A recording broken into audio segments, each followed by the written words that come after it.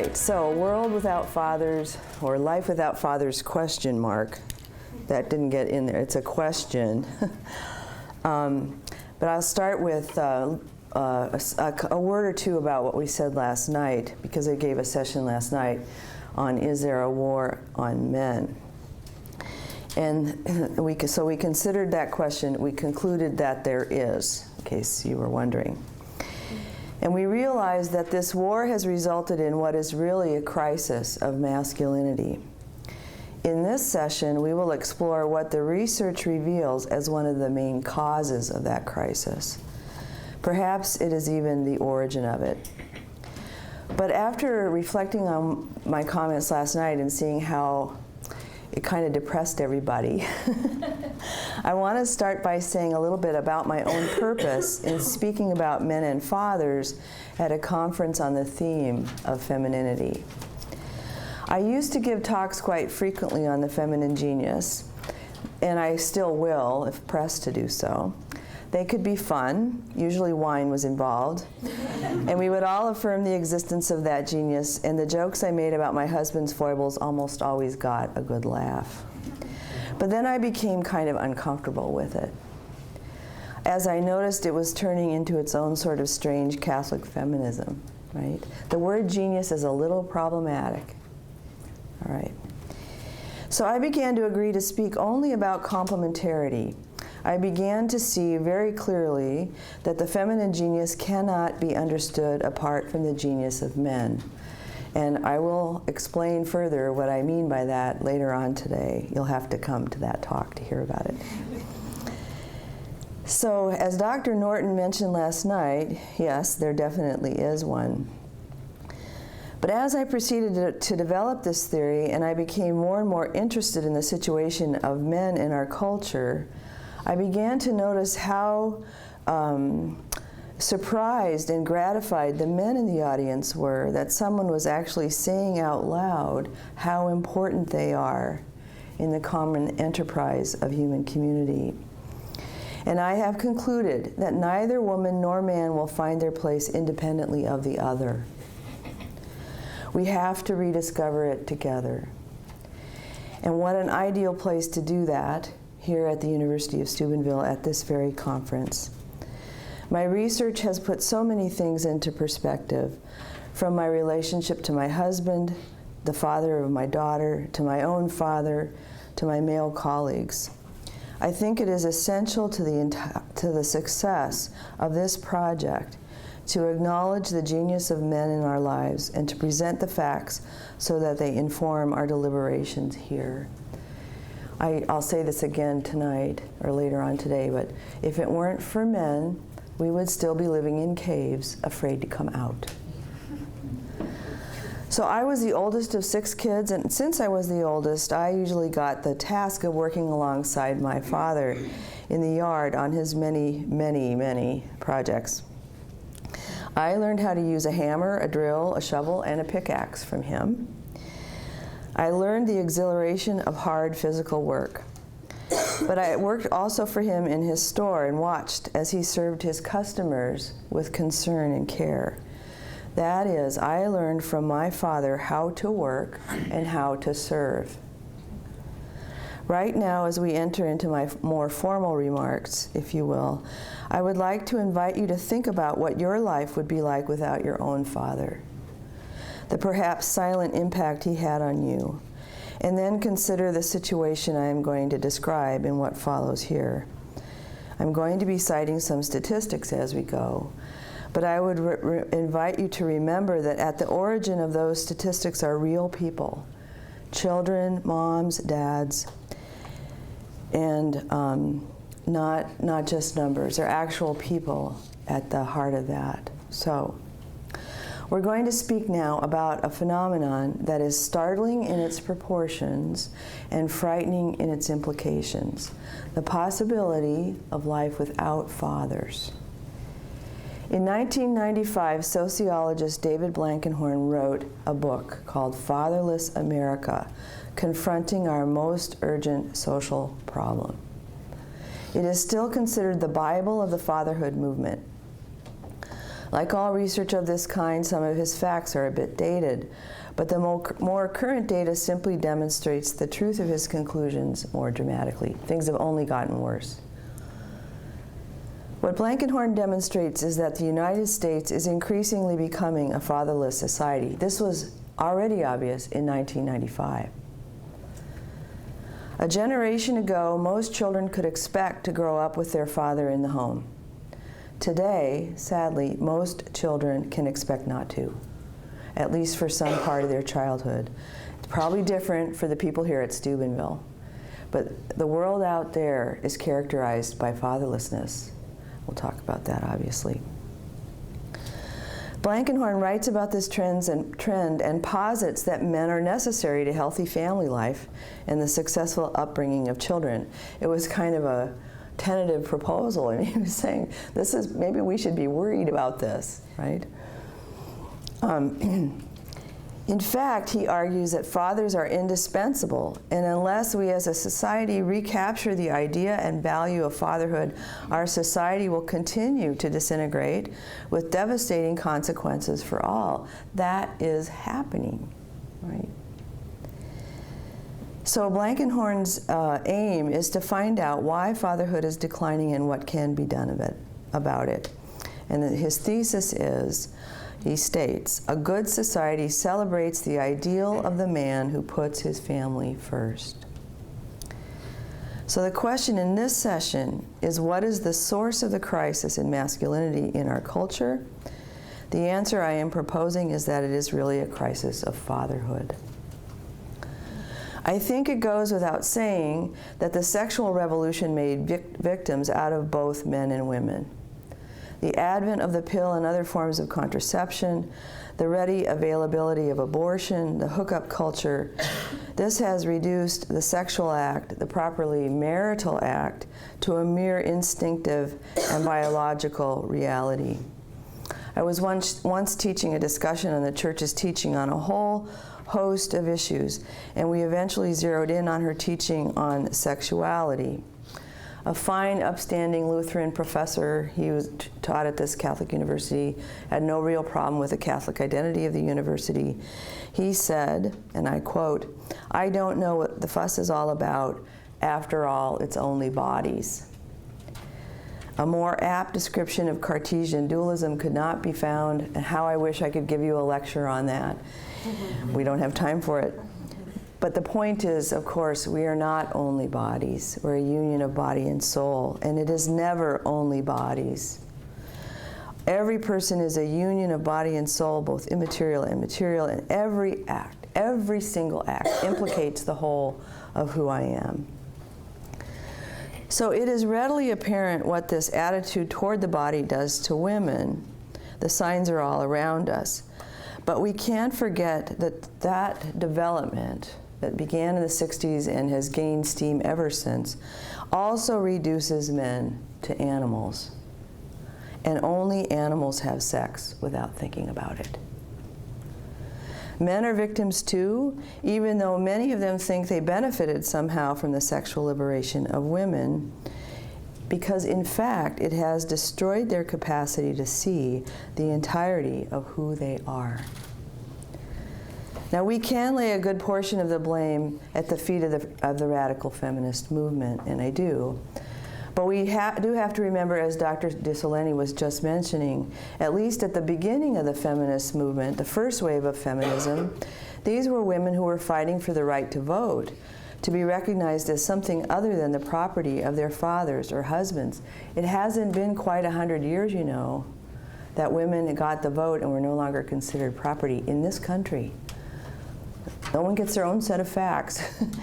Okay. So John Paul II's letter to women includes a lengthy apology to the women who have been ignored or forgotten or oppressed over the centuries. Women who bought into the new vision of sexuality in the 50s and 60s need our understanding and compassion.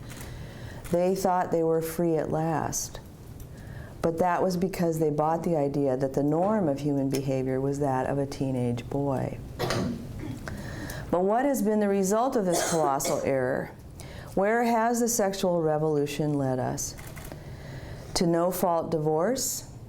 to the assumption that the sexual act is merely a biological reality, and to an idea of manhood that separates men from the consequences of their sexual activity. Women went along with it on the mistaken notion that freedom means sexual freedom. And so here we are. Perhaps one of the biggest factors, and one that really can arguably be laid at the feet of the so-called feminist movement, is the absence of men from young boys' lives. Half of all boys grow up without a father in the home.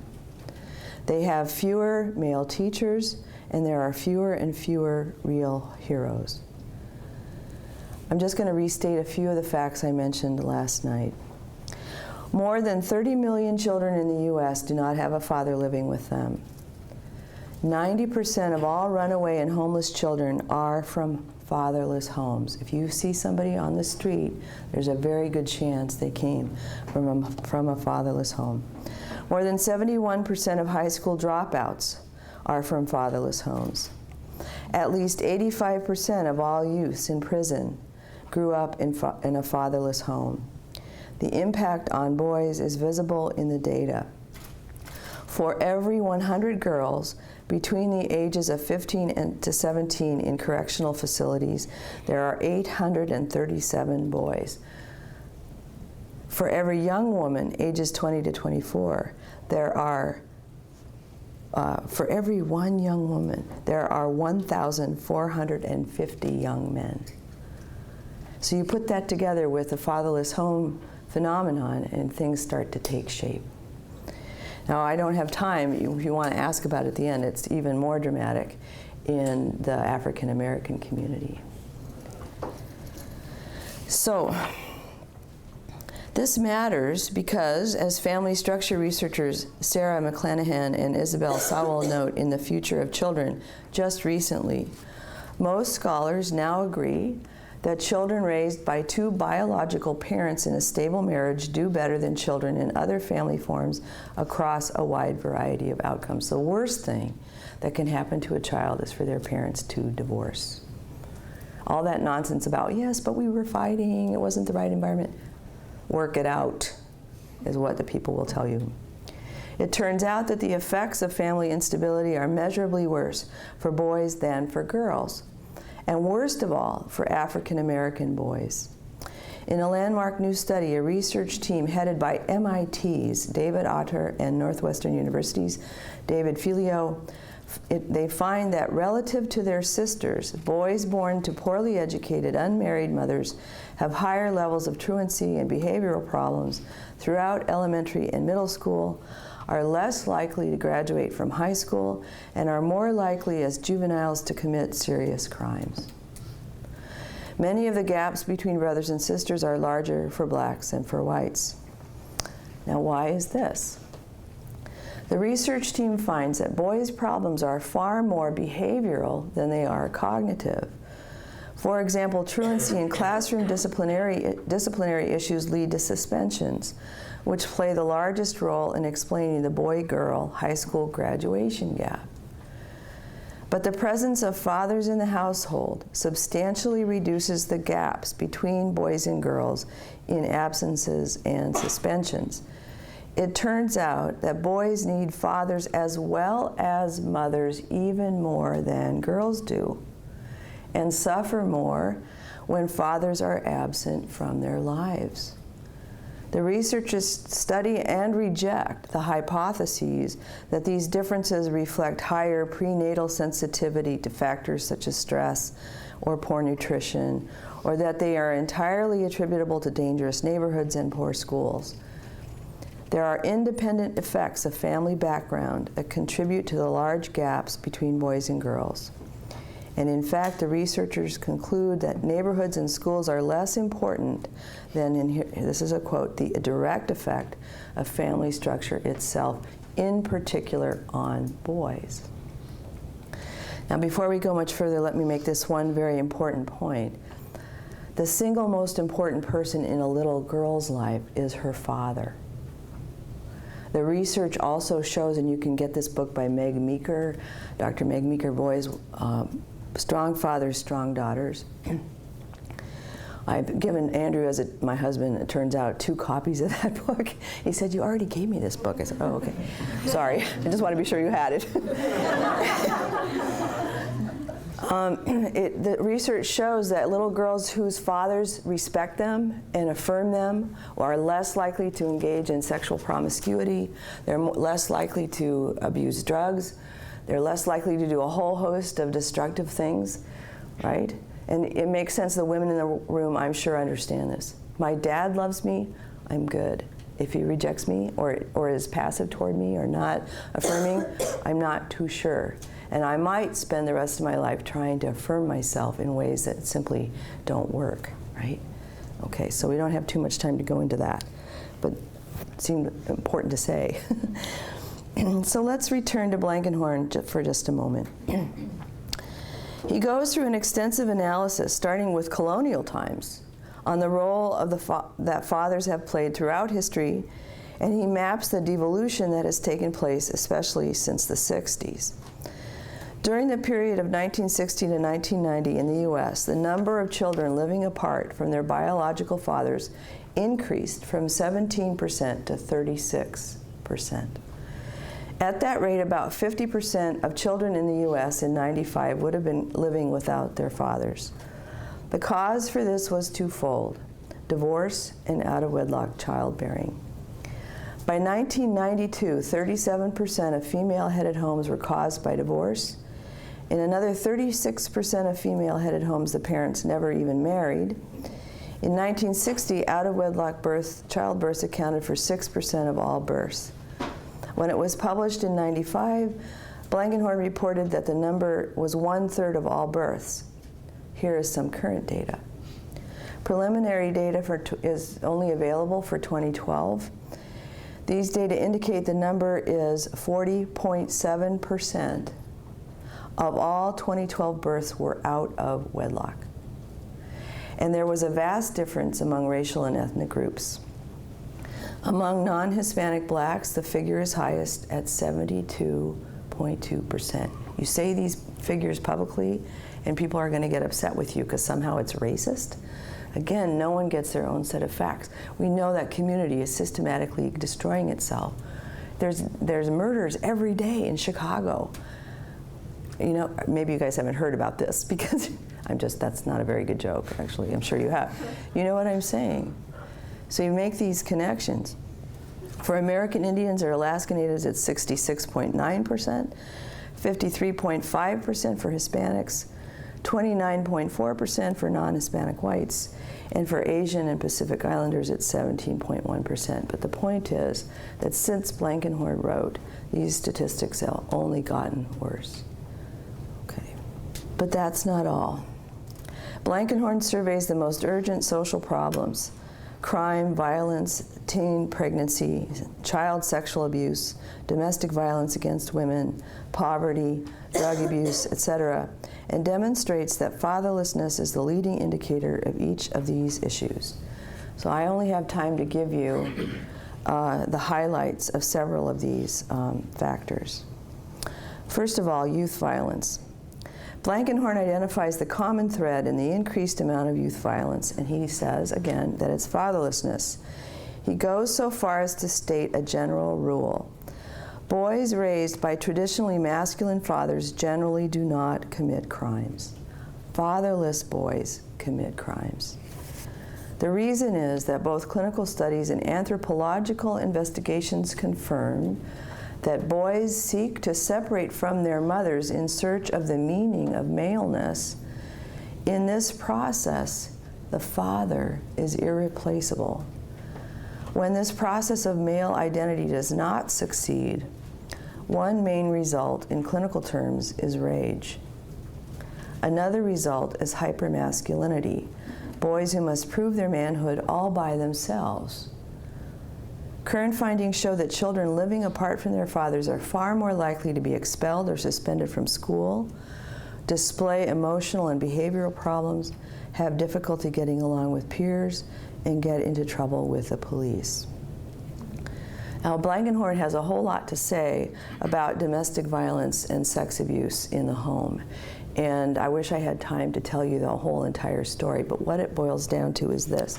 The discourse in our culture around domestic violence and sex abuse in the home is usually to accuse men of being the perpetrators.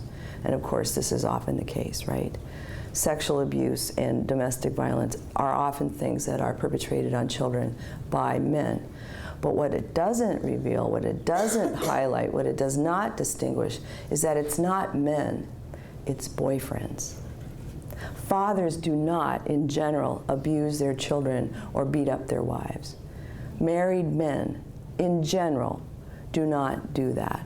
Most of this domestic violence and sex abuse that does happen is being perpetrated on the children by transient boyfriends, right? We don't talk about married men that way. Now we talk about significant others, right, or partners, so that we just use the word partner. Well, her partner did it. Well, what kind of partner was that? A man she was not married to. And the man comes in and he thinks her daughter is really pretty and you're getting kind of old, so I'm just going to take it. We've all seen these things on the cop shows, right? So, okay, it must be true then. Another not very good joke. Okay. So there's more to that story than we have time for. Another thing we don't have a lot of time for, poverty. Because there's a whole lot of statistics we could relate there. But here's the punchline. The single most the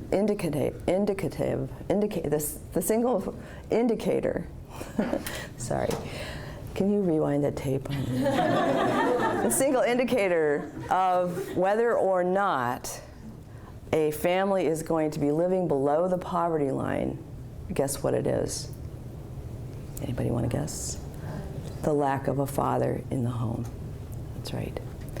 A woman living without the father of her children in the home is 5 or 6 times more likely to be living below the poverty line than a woman living with her husband, right? An intact family, yeah. So it used to be, when Blankenhorn was writing, they could just correlate these two things. There seemed to be a correlation. It's now understood to be causal. It is literally causal. That if there's no married father, a man living with his wife, with his children in the home, there's that family will most likely be poor. Yeah. So, I have 6 minutes. Okay, good. Let's just talk a little bit about what Blankenhorn refers to as the unnecessary father, and then I'm going to close with some hopeful things from Cardinal Scola, because there are some things we can say about the role of fathers in the home that will give us something to go on besides all this dark information. Over the past 200 years, fatherhood has been in decline, as he points out, and it lost in full or in part each of its traditional roles: head of the family, breadwinner, moral educator, protector. And many today believe that a father is simply unnecessary. The experts, the discourse, and you guys all know about this, right? I mean, the women that are having babies by being inseminated by from sperm banks, it's just mind-boggling how far we could go with this. But